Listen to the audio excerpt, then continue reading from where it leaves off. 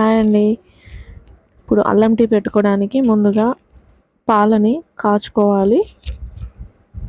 ఇప్పుడు స్టవ్ వెలిగించి ఒక గిన్నె తీసుకొని నేను ఒక నలుగురికి టీ పెడుతున్నానండి. ఏ కప్తో అయితే టీ తీసుకున్నా అదే కప్తో మెజర్మెంట్ తీసుకుంటున్నాను. ఈ కప్తో ఒక 3 కప్స్ వాటర్ తీసుకుంటున్నాను. 4 మెంబర్స్కి పెడుతున్నానండి. ఇదే కప్తో 4 మెంబర్స్కి టీ. సో నేను ఈ కప్తో 3 కప్స్ పోస్తున్నాను వాటర్. ఆల్రెడీ మనకు 1 కప్ మిల్క్ ఉంటుంది కాబట్టి ఇది మరగాలి.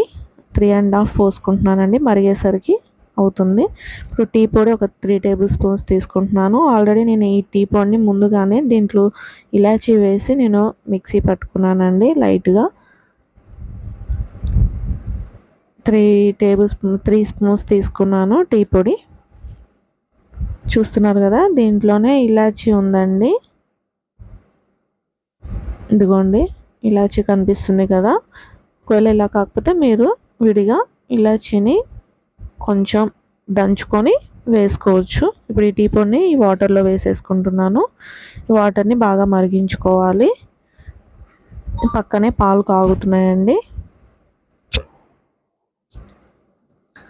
చూసారు కదా, వాటర్ మరిగిన తర్వాత ఇందులో నేను ఆల్రెడీ పేస్ట్ చేసి పెట్టుకున్న ఒట్టి అల్లాన్నే వేసుకుంటున్నాను. ఒక లవంగం,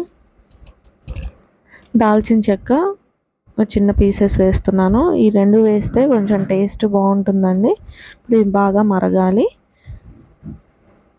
ఈ విధంగా బాగా మరిగి దగ్గరకు వచ్చినాక ఇప్పుడు చల్లార్చుకున్న పాలని ఇందులో వేసుకుంటున్నాను.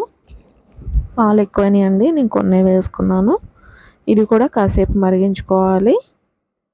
ఒక స్ట్రైనర్తో దీన్ని వడకట్టుకొని తీసుకోవాలి. నేను ఇందులో షుగర్ వేయలేదండి, బెల్లాన్ని యాడ్ చేసుకుంటున్నాను.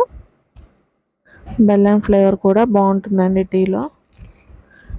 అంతే అండి, ఎంతో ఈజీగా అల్లం టీ రెడీ.